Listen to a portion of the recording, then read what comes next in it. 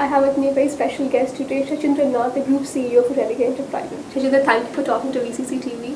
The last time that we spoke with you, you were telling us more about how you are trying to position RGAM as the multi-boutique asset management platform. Where exactly are you on that path? And can you take us through sort of updates of some of your affiliates in India and abroad? Yeah, so as I spoke to last time, I think so the multi-boutique program or multi-boutique asset management firm in the US is something which continues to grow and it's quite attractive.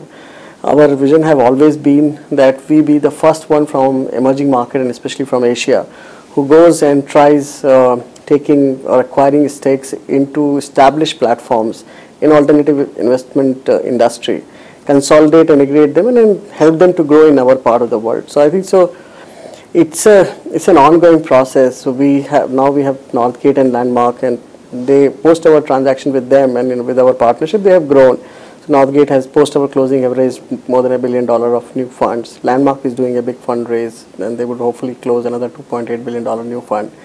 So they in their specialized category have been growing, but we have not added new platform on top of that, and precisely for the reasons that as Religare as a firm, which predominantly in last 2-3 years market have been continuously very challenging, and we have kept our core focus on our India platform. So as you know, we have managing so many businesses, which is our large NBFC, retail brokerage, health insurance, asset management businesses, and we have been growing that. And there is a dilemma that where you allocate capital at what point of time, because most of our businesses are very capital hungry and we've been investing a lot of capital there. Regulators also find it difficult to absorb that an Indian firm is allocating a lot of its capital overseas, and whether it would have enough capital to deploy at home, because our is very balance sheet led business. And then this whole banking foray, which allows you to just wait and pause till the time it doesn't get decided, because in the guideline of new banking licenses what is said is that entities which will become bank, they are not allowed to invest overseas. So they have to remain within the territory of India and Indian financial services industry. So at a time which is quite peculiar and when such things are getting decided, you don't want to go and do transactions which are misaligned to a larger objective.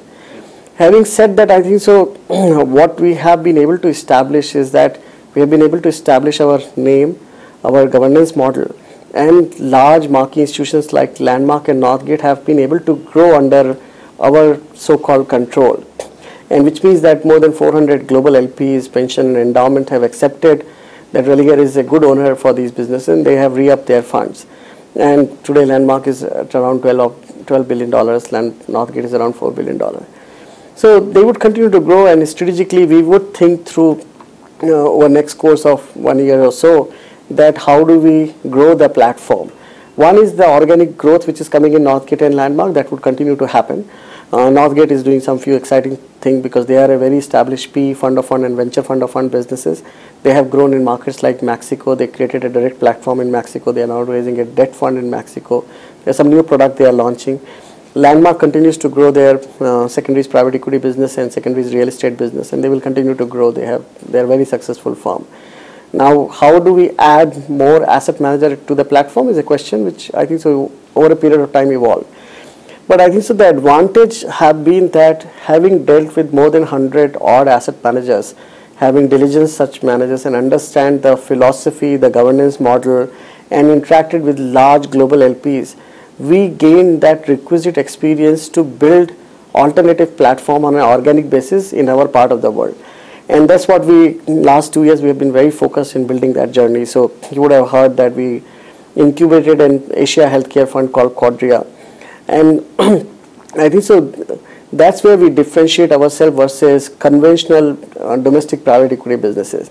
I think so private equity as a business is not about the brand and the institution. It's all about people, and how do you handle conflict of interest, how do you make sure that the people are very well aligned into that business, and you make sure that that journey of 8 to 10 years is perfected. So we incubated Quadria, we bought Amit and Abrar, put it as a fund, raised and did our first close. It would do its second close. They did the transaction and invested. So I think so that journey is going on, and now we are at a stage where we launch 4 or 5 new product, and each one of them have their distinguished brand. Each one of them will have them their own managing partner, and we will incubate them on the same governance framework and make sure that they in their different strategies are marquee product lines and they are providing capital. Interesting. So you seem to be re-engineering your strategy and perhaps focusing more on India and on organic platforms.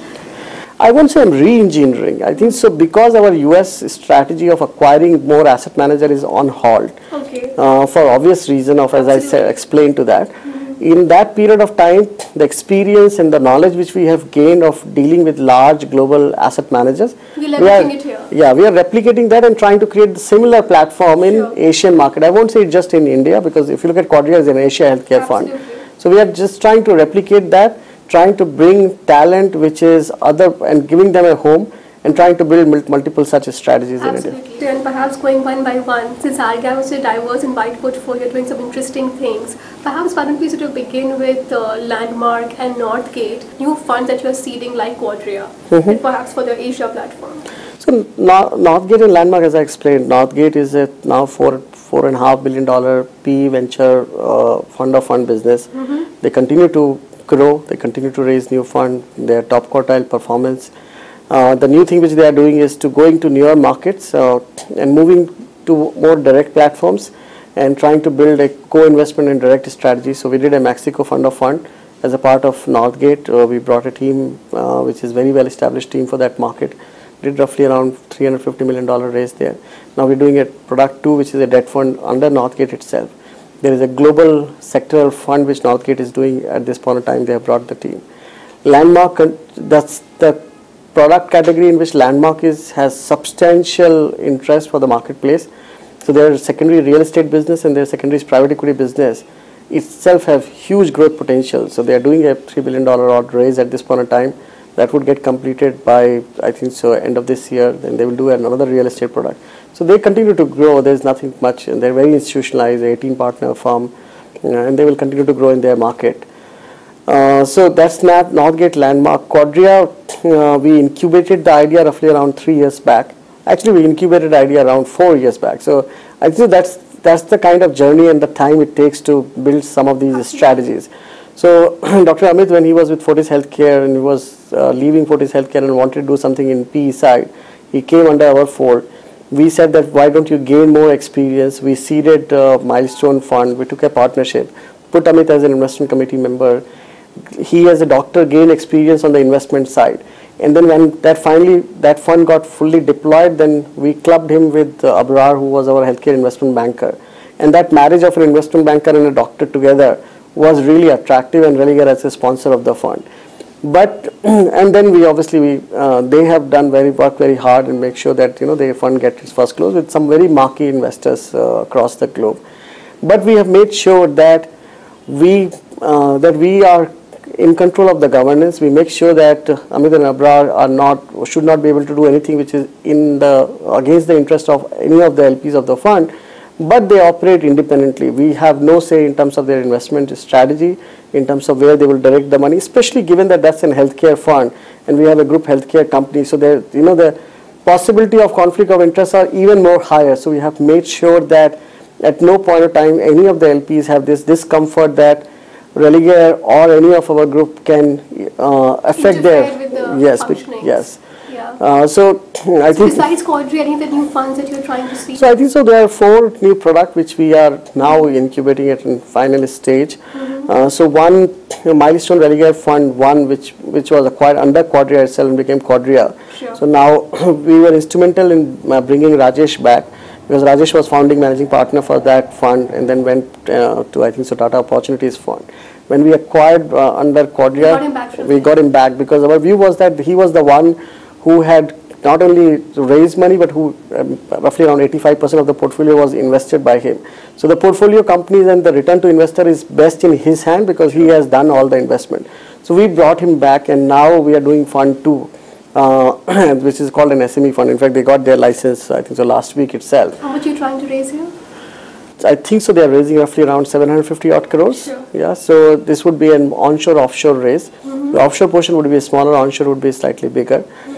because we are also conscious of the fact that gradually somebody has to be instrumental in creating the market for onshore raises for private equity industry, because most of the private equity industry is struggling or suffering because it has to always raise money from offshore market, and with currency movement and offshore investors interest moving across the geography, these funds have not been able to give the real performance. Even if their real performance is there, end investor in offshore jurisdiction is not getting that performance. So we want to make sure that we are instrumental in creating a market in India which is feeding into such private equity strategies, and which feel that we can help the corporate sector to grow. So this is called an SME fund. So there is an ecosystem within Religare which would also help this fund to deploy capital, because our NBFC is very large on SME financing. We have roughly around 12,000 crore of debt portfolio across 20,000 SMEs in the country, and some of those companies would need equity capital over a period of time. I think so this fund would have a natural, there will be a natural origination of transaction wherein they can get the advantage and also insight into the company. Because as a debt provider, we do a lot of work with these companies. We know their real financials. So you can leverage the network. You can definitely leverage the network. So I think so that is one. Second is a product which we are creating, is a credit opportunities fund. So our view is that there is a wide market of not only equity is not only what is needed. There are a lot of companies, especially in mid-market segment, which beside equity also need debt, but that debt which cannot come from the banks or NBFCs, because these debts are in form of mezzanine structure. Sometimes it has to fund capex, sometimes it has to fund equity itself, but the entrepreneur doesn't want to dilute equity. So a fund which can work in a high interest rate scenario but has an ability to go and structure such transaction. So we have Kanchan, who used to be our chief risk officer for last 3 years. Actually, she comes from a background of fixed income and structured finance. She have been with Peregrine and Barclays, have global experience. 2 years back, she joined us, and we gave her a portfolio of managing the whole overall risk up for NBFC and also build a structured finance portfolio. So how much is trying to raise here, the credit strategy? Yeah, so we have built, in our NBFC, we have done roughly around 1,000 crore of structured financing. So the beauty of this, we are raising roughly around, again, 850 odd crore. But I think so the advantage the investor we are giving is that a portfolio from our NBFC that we are giving it in the fund itself. So roughly around 500 crore portfolio would go into the fund. So investor who will now come into the fund are not putting money in a blank pool capital.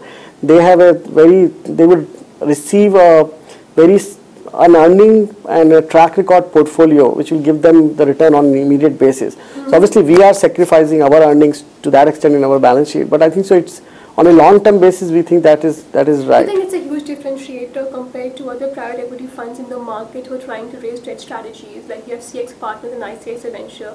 But here is somebody like you who already has an access to this huge network of mid-market companies who have debt requirements, and you can leverage that network. You think it really gels well with that strategy that you're trying to raise? Yeah, so honestly speaking, I'm not aware of what CX or ICICI Venture is doing. They all have been into private equity space for a very long period of time. They are very well experienced team. They are very well respected.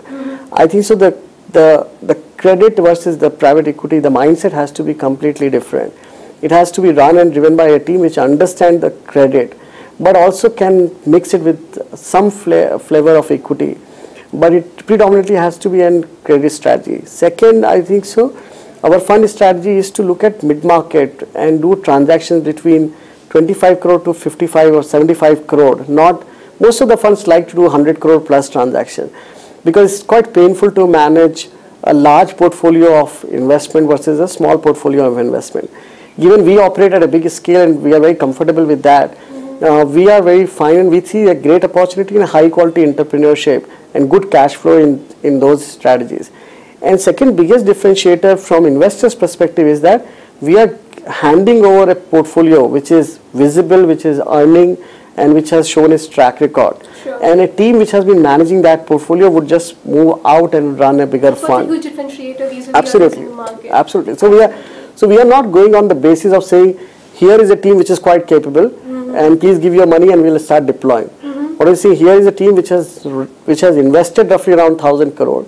This is the team which will take a 500 crore portfolio, which is the best portfolio out of that, and now we'll raise an additional 500 crore. And by the way, we will put our 150 crore into that fund, and now would invest further and increase the penetration into the marketplace. Sure. So you have Landmark and Nordgate, which I think are sort of ramping up at their own pace. Like you said, all of them have fund progressions and they're progressing at a national pace. You have Quadria trying to raise another fund, SME build out, Quadria India, yeah. And you have Credit Strategy. Besides that, do you have any other sort of funds for public equities or perhaps? Yeah, so I think so there are two more. So what one we are doing, which is at an early stage.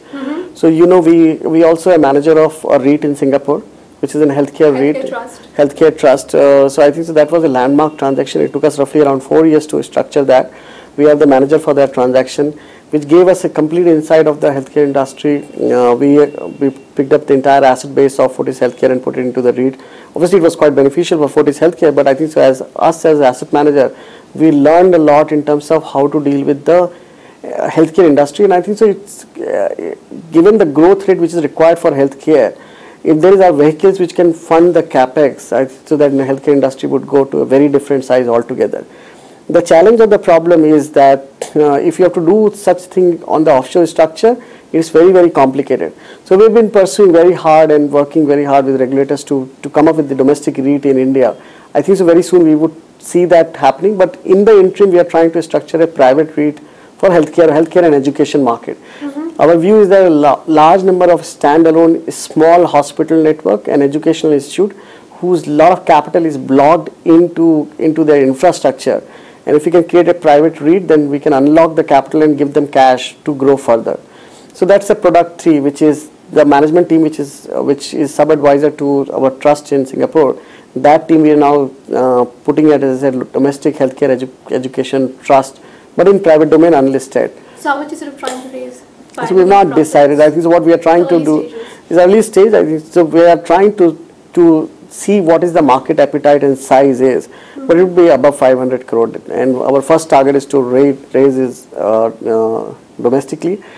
I think so we have to work more with the regulators, because some of these funds in AIF, technically if you try to raise offshore into AIF structure, you need FIPB approval. I think so with gradually this would get the regulation would get more simplified. I think so regulations should allow fund contribution to happen in AIF, and that should be treated as domestic money. Once that would happen, most of these platforms would have the ability to raise simultaneous pool of capital offshore, because we don't find raising a separate offshore pool and separate domestic pool and then they co-investing. We want to have a co-mingle vehicle there so that all money can go in one place.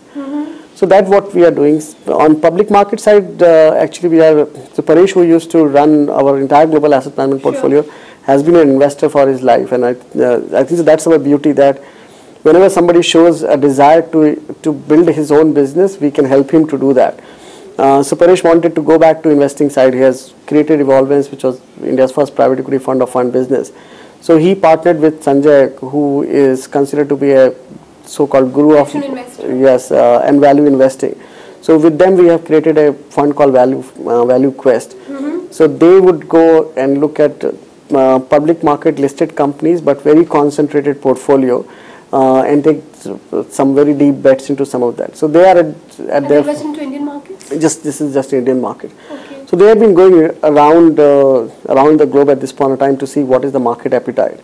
It would be open-ended fund, so they can start receiving contribution. But I think so they are getting very good very good sort of traction. Yes. Okay. So which is, I think, kind of hard stop number that you have for this one? No, I think so. We have a hard stop number in terms of what is the starting point. Right? So if they secure anything between 50 to 75 million, they will start, and then you can always keep accumulating more and more. So that's one. So I think so these are the few products which we are doing. One of the other things which we have been very, very successful in part of our NBFC, we have always been running an arbitrage portfolio. Okay. That portfolio and that team has historically, in last 5 years, have generated 17% plus IRR. So they do arbitrage between cash, future, agro commodities and future market, and multiple strategies.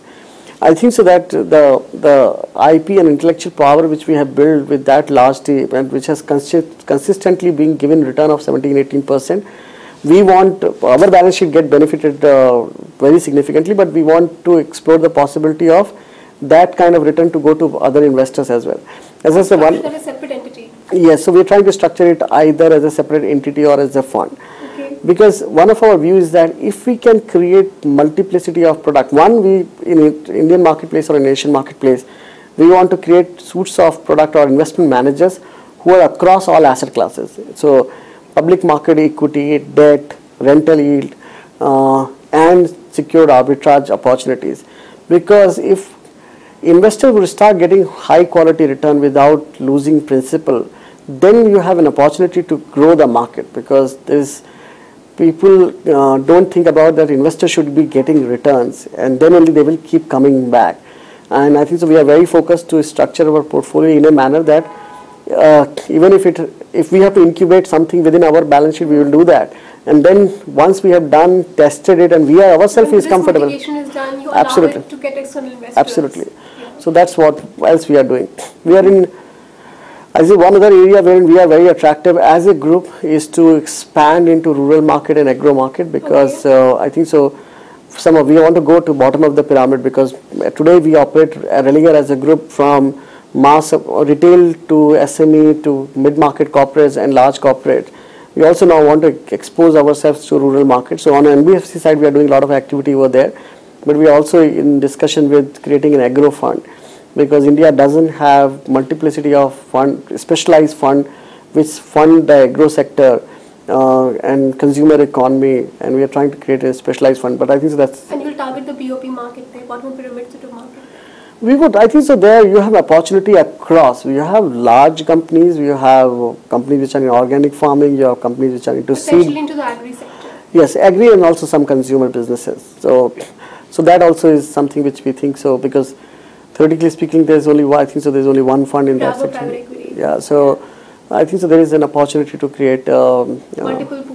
Yes, multiple pools of the capital. So I think it's a good insight that you have shared with us. When you really started, people sort of thought with so many acquisition news, Landmark and Northgate, is it like really an acquisition platform that you're trying to build?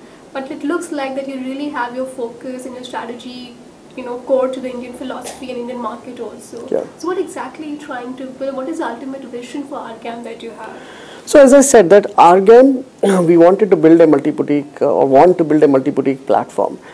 In US market, there are players which are building the multi-boutique platform very, very aggressively.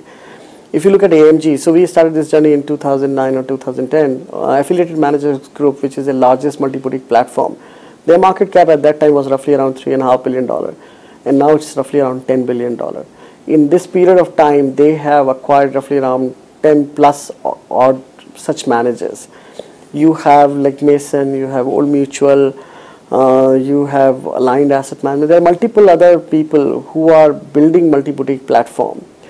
But most of them are purely focused on US market, and they're acquiring US asset managers, and there is no value add which they are doing to those platforms.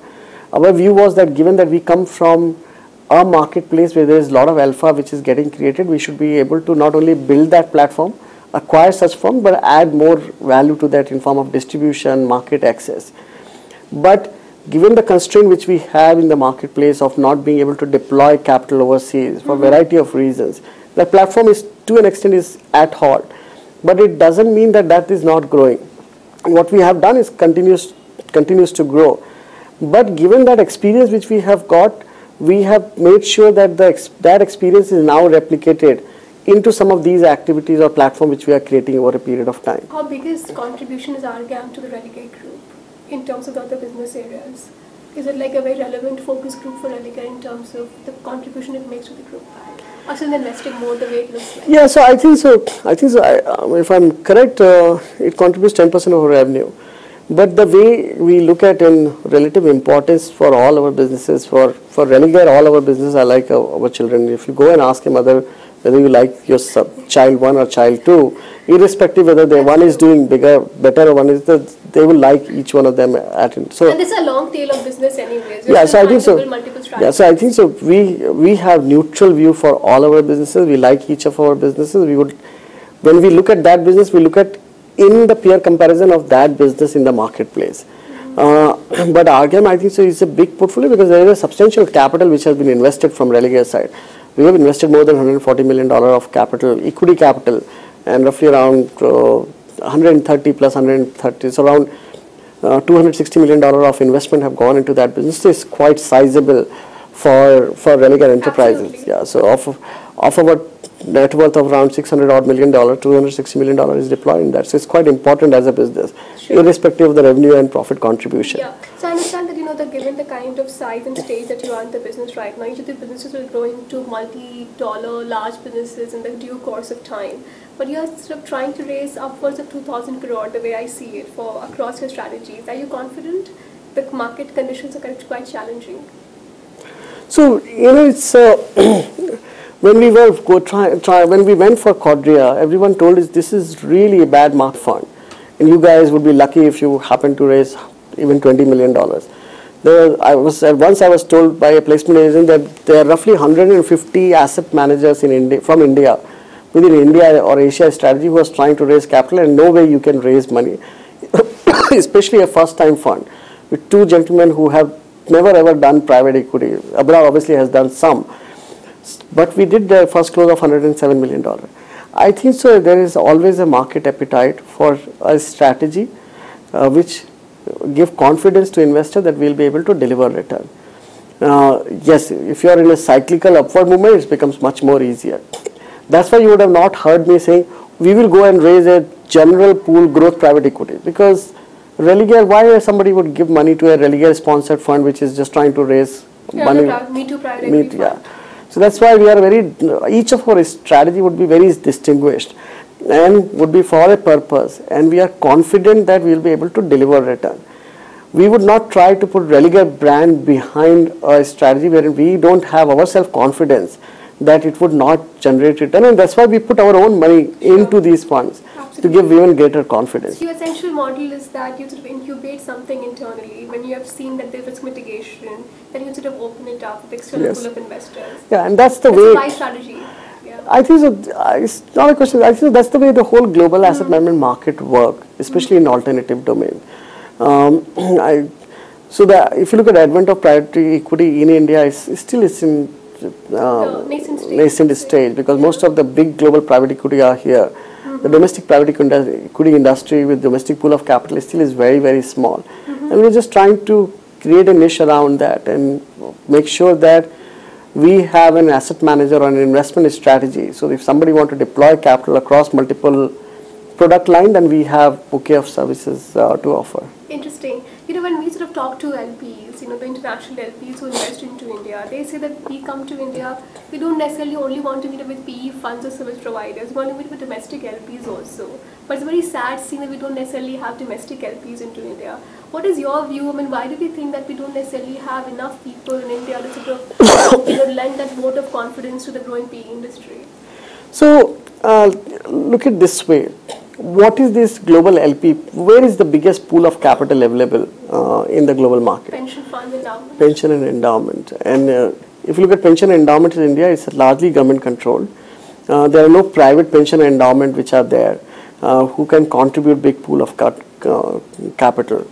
Our pension and endowment predominantly fund the government treasury itself, and they have not been. I would say it is the lack of conviction and lack of understanding of importance of growth of corporate sector, wherein government and these institutions find it very tough to open themselves to private investment. But there will be a time when it would come when some of these institutions would open up. So because I think it's just a matter of time. Now the matter of time could be next 5 years or 7 years. It's very difficult to put a finger on that. But once you have your domestic insurance industry, once you have your domestic, I don't think the banks are predominantly should be funding PE businesses, but predominantly insurance, pension, endowment, family offices and large corporate treasuries. If they start contributing to this, obviously this industry would grow.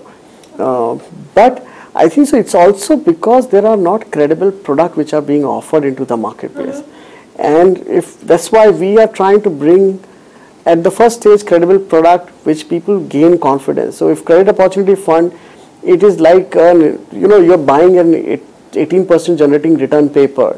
So people would like it. So you'll see family offices, high net worth individuals, some of the banks, institutions would definitely contribute to this one. And then you have to create an ecosystem wherein some of these products work in tandem and help the industry to grow. Okay, you sort of sold stake in your local AMC business. Would you sort of have plans to sort of sell stake in Argam also going forward? So I think so the partnership with Invesco was very strategic in nature.